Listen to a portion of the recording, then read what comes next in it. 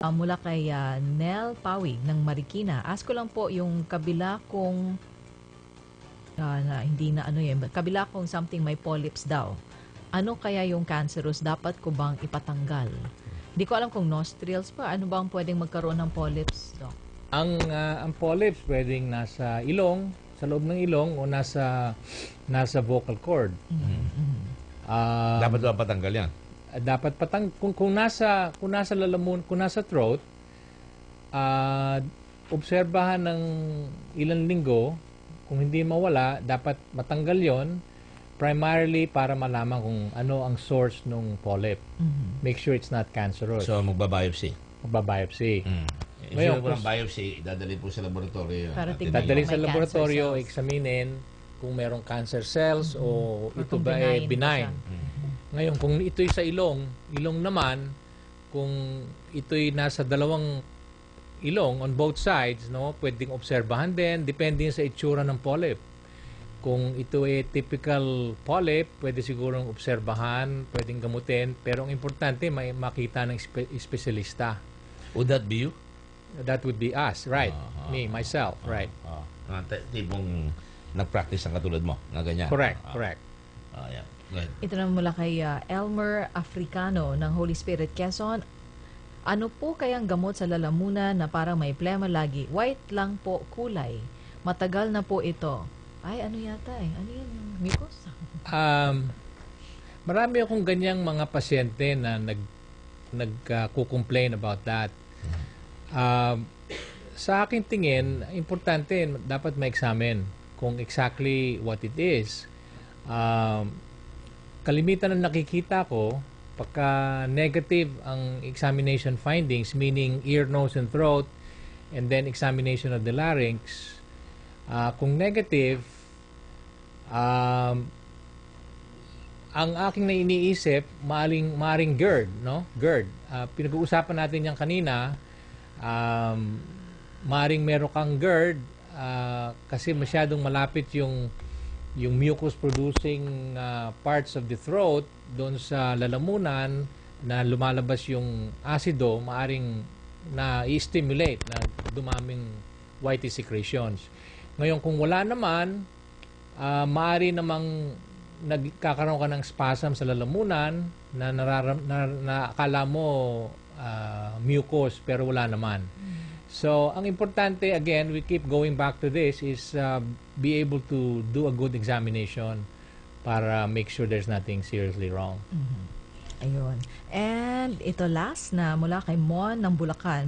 Mahina daw po ako magsalita. Pero sa pandinig ko, okay naman po. Ang alam ko nga po, medyo bingi ako sa ilang salita. Bingi at saka mahina pagsalita. Yes. Maaring hindi konektado yung dalawa. Dapat malaman ko ilang taong ka. Siyempre, dapat marinig ko exactly kung anong klase ang boses mo. Meron ka bang COPD? Ibig sabihin, meron kang chronic obstructive lung disease na hindi ka makapag-generate ng hangin para lumakas ang iyong boses. Pwede mangyari yon. So, hindi ko masasagot unless I exactly hear what your voice is and be able to see the voice box and the organs related to this. Ayun. Senator Gordon, kanina nga you and Dr. Frank were talking about yung buhay niyo po, Dr. Frank, sa States. At nabanggit niyo nga po kanina bilang isang Asyano na hindi naging madali ang pagtanggap sa mga Asian doctors din Hindi doon madali. sa Chicago. So ano po ang ginawa niyo ho para kumbaga mag-gain mo yung trust and confidence sila or para kumbaga mag-iba ang kanilang pagtingin sa mga Asian doctors? Ang aking experiensya, the first thing that comes to mind is you have to prove yourself again when you go to the United States. Even if you passed all the examinations required in the Philippines, like the board exams, you still have to take different examinations to qualify to be able to take a residency or internship in the United States. Miski na sino ka dito sa Pilipinas, pagdating mo sa Amerika, you're one of them, right? So you have to prove yourself, you have to work hard. Like I said before, you have to pass all examinations and you have to be able to express yourself well na naiintindihan ka, no? So importante magaling ka magsalita ng English. Siyempre, parang kung magtatrabaho sa Pilipinas, dapat magaling ka magsalita ng Tagalog para naiintindihan ka. So yun ang pinaka-importante sa lahat. Pero ano po ba ang ano nila? Why is there a hesitation in the first place? Dahil lang hindi nila bakit magkaroon ng hesitation or bakit parang magkaroon sila ng ano muna, parang tinitignan muna nila ang isang Asian doctor even if na meron ka ng mga credentials naman dito sa Philippines? Does it mean na meron pa rin perception na baka dahil hindi Amerika ito, Pilipinas, hindi ganun ang kalidad ng edukasyon? I think more of it is they don't know you, especially you with a different face, with a different skin, not because they're discriminating, but they don't know you really. So like I said before, you have to prove yourself. You have to be able to express Parang yourself allow well. them to get to know you. Get to know you. You get to know you and be able to get along with them. So kagaya nga may sabi nga, when in Rome, do as the Romans do. So ganun ang dapat gawin. Pero di ba Senator Gordon at Dr. Frank, I'm sure narinig mo rin siguro na di ba kaya nga daw tayo magaling sa medical practice or sa medical field dahil napaka-caring ng mga Pilipino. Iba daw ang attitude natin, mas warm daw tayo. Ganun pa rin ba or ganun din ba ang ating tingin nila sa atin doon sa Totoo Amerika? yan. That's very, very true. Because of our close family relationships, na how we grew up in the Philippines, of course we bring that over there, and that particular type of a behavior is very important, no? So, ang tingin sa atin, Asians, Filipinos, we're very caring, ha? Mga nakikita akong mga health workers, karamihan Filipinos. May mga nakikita ako ng mga caregivers, karamihan Filipinos, and it goes well with what we are all about. Do you feel like you have achieved yung success sa America? I suppose you have. No? I think so. Yeah. I think You're so. made. You're made. Yeah, I think Kilala I'm ka, yung accepted. practice mo maayos, no? And And far from the very, very many years na nung bata tayo, success beyond your dreams, I suppose. I think so. Yeah. And product na talagang trabaho ka talaga. You earned it. You earned it. You have to work hard. What do you say to young people na mga bata na gusto mag-doktor dyan na para makaabot? Do they have to go to America to achieve the kind of thing that you did, or should they stay here? Alam mo, nung panahon natin, di ba, ang tawag natin brain drain. Marami kayong doktor na nag-aalisan dito. Marami pinaaral lang UP, ang nakinabang Amerika. No? Yun. Well, I think it's still a good idea to go abroad to do postgraduate studies. No matter how you look at it, they're still advanced as far as what we do here. Of course. Now, as far as But sila advanced because of the research, right? about the research, instrumentation, they have a lot of funding for training purposes and research, and all that stuff. Boy, yung PGH, naggaling ka dyan. Have you visited it lately? I've been there a few times, yes. Nakita mo, ganun pa rin halos. Marami pa rin Well, pasyente. Marami pa rin pasyente. Wala ka ba nakikita ang pagkakataon doon na makita na dapat may research tayo, especially on tropical medicine. Dapat meron tayong sinasabing mga issues on tropical medicine. Pero sa dami ng pasyente dyan, kaya gustong-gusto ng doktor dyan, yung practice nyo na-enhance lahat ng klaseng throat, laryngeal problems, yung sa ear, na-experience mo. Correct. Correct. Pero ang tingin ko, ang nakikinabang individually yung doktor because gagaling siya. Pero bakit tayo mga doktor natin, do you know any doctor na nag-i-engage in research na makabagong gamot, maka-breakthrough tayo sa cancer? Meron ba tayong mga ganun, doktor? Maraming gumagawa niyan sa atin, no? Ang kulang lang sa atin is funding. We have all the brains That's here. the usual best suspect brains. Usual suspect yung pa-funding The usual suspect is funding. If we have the funds, we have the best doctors here. PGH has a lot of good doctors. I see a lot of improvements there. I agree with you. Marami tayong magagaling na doktor. Pero when it comes to support yung nga, even our R&D in the budget, napakaliit. Kung inyo compare it to, mamaya makikita natin na Singaporeans dito, makikita mo, mga high school graduate, magkakaroon. Yung bang edukasyon natin sa Ateneo, edukasyon natin sa UP, pareho tayo nag-aaral sa UP, sa tayo, wala tayong problema.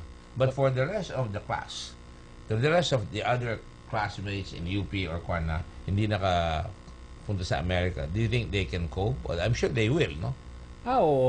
Yeah, they can cope. Like I said before, Anong sekreto? Well, Aggressiveness. Again, aggressiveness, hard work, Hindi nahihiya. foresight, hindi nahihiya. Magtanong ka. Yeah, exactly. Mag-research ka. Communication skills. Manindigan ka. Exactly. Yun. Yun, pagka ginawa mo dito, parang may abang ang tingin sa'yo. Tama ba yan? Depende. Aggressive ka. Ang lakas naman ang dating nito. Oo nga. Di ba? Ganun dito. Di ba? We should not forget our roots, when you come from abroad, you go back here. Alam mo, That's the reverse sa America, very aggressive ang tao. Kala mo galit sa'yo or they're looking down at you. But that's the culture. So when you go back here in the Philippines, Preno ka. preno ka muna. Isipin mo, what did I do before? Correct. Okay, so you have to do the same thing when Pero you're ang back here. nakakatakot doon is because dapat, to be able to crack an egg, to fry an egg, you have to crack its shell. Di ba? Correct. Hindi ka makakapagluto ng itlog na hindi mo babasagin yung itlog, no?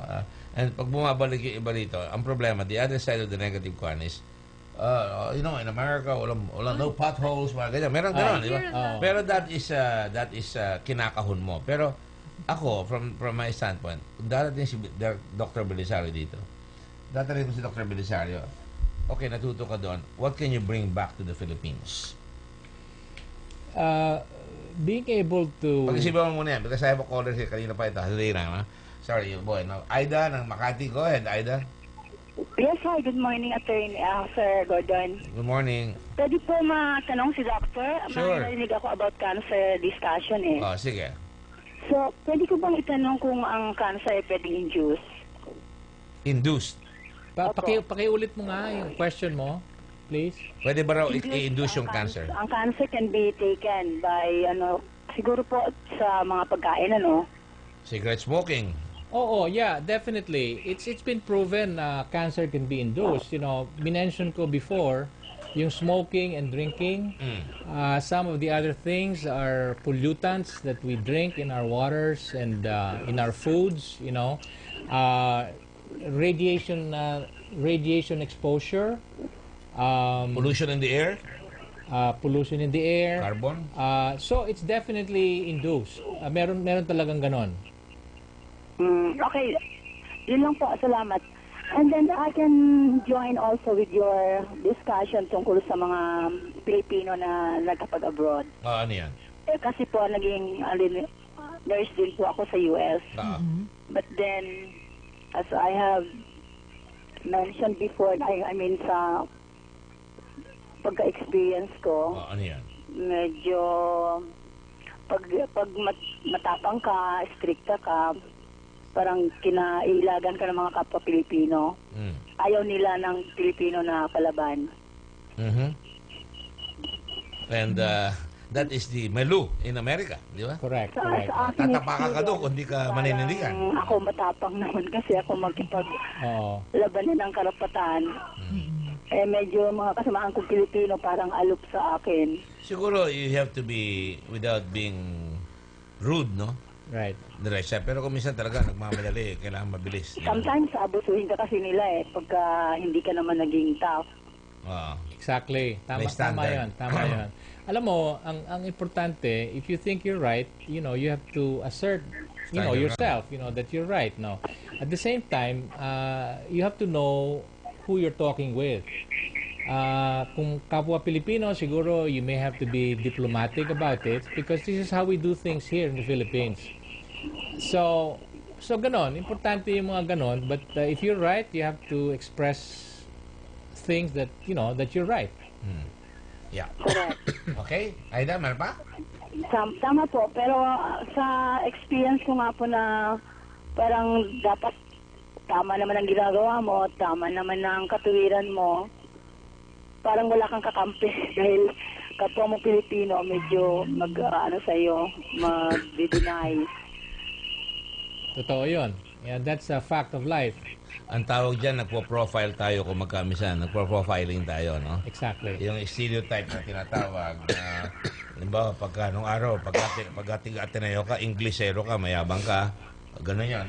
Pero actually, kung titignan mo yung nakikinig doon, baka naman gusto mo rin maging gano'n, kaya lang kung di mo magawa yun, nagagalit ka. Yung iba naman, pagka yung mga stereotype ng Arabo, di ba? Pagka Tigalasan, mga mestizo, mga ganyan, mga anak ng mayayaman, mga ganon.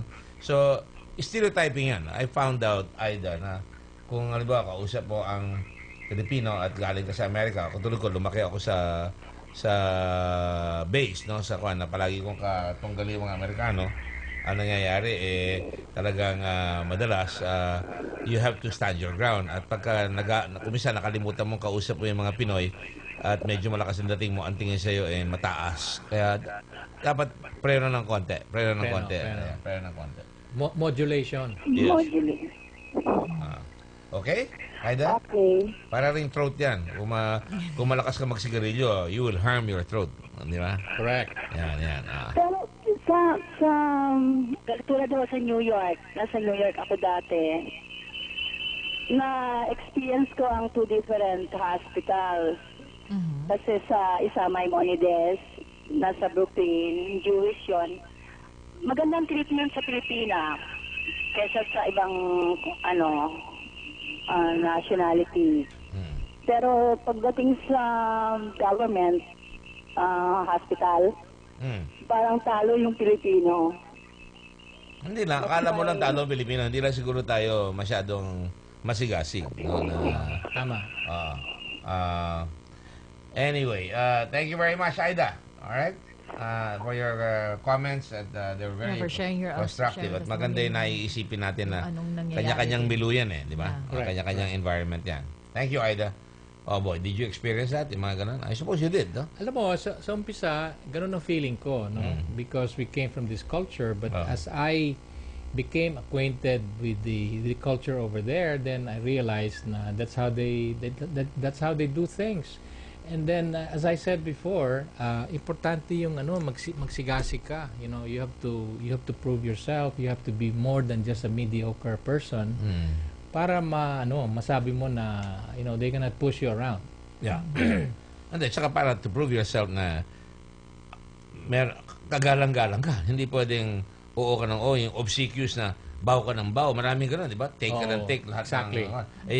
Talagang sasalabusabing gano'n, di ba? Correct. At gano'n naman dito sa bansa rin natin Oo. No, ang ayoko nga kaya kung dinala ko yung mga classmate natin dito sa Light and Sound, we have to assert dahil may pader sa ating utak na kinabit na nakaraang mga colonial powers na kailangan mababa ka, kailangan ganito. And tama naman yun, nagmamano, tama. But remember there are cultural impositions na binigay sa atin na kaya mong mapayapa siya para hindi siya masyadong masigasig at baka maasingitan pa tayo niyan, mga ganon, di ba? Tama. Natural yan, dahil colonial force sila Dapat talagang, parang sa Amerika, pag nanghuli mga pulis, maingay sila. Di ba? Correct.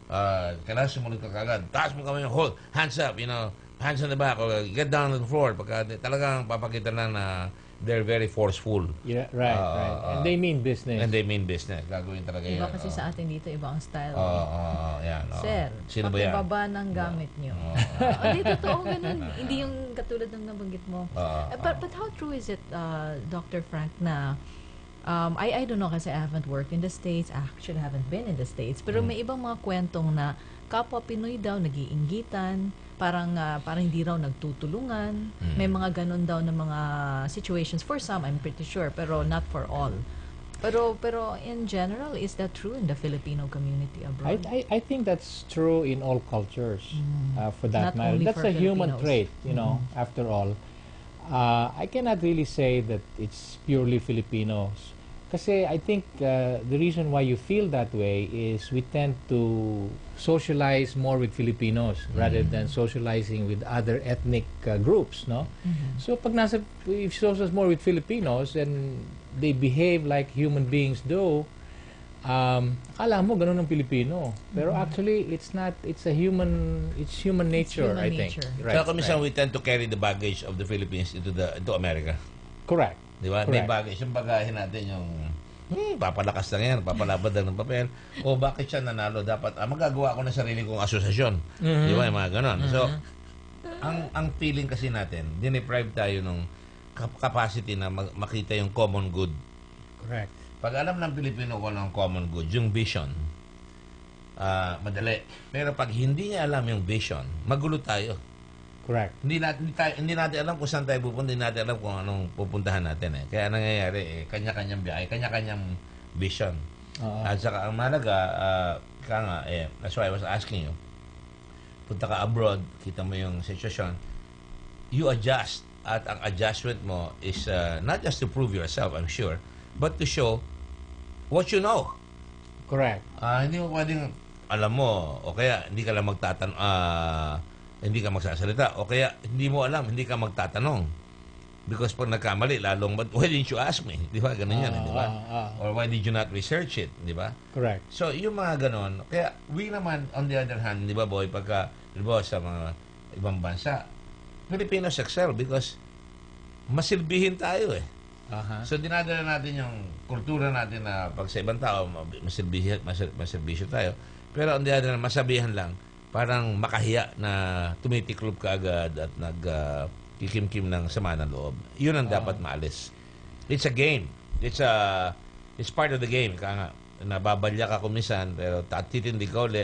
At pwede ka rin mambalya na provided hindi masyadong sa basketball talagang deliberate foul. Di ba? Meron akong isang comment about, you mentioned something about Filipinos when they're abroad, they excel.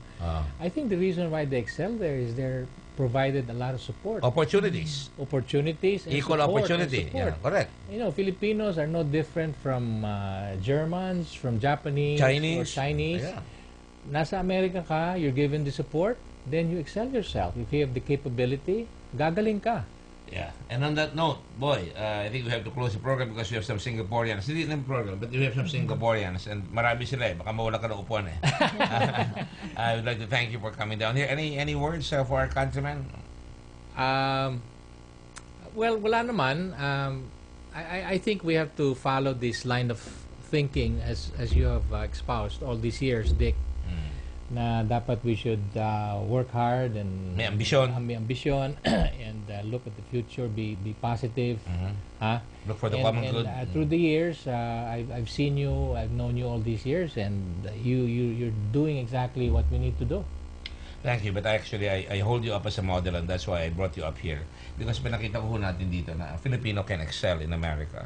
A doctor, well-trained sa school, well-trained ng values ng pamilya, may vision about himself. Alam niya, gusto niya maging ganitong espesyalista at hindi siya maramot sa kanyang karunungan at meron siyang sense of country pa rin. You can take the Filipino out of the Philippines but you cannot take the Filipino out of the Philippines. The Philippines out of the Filipino.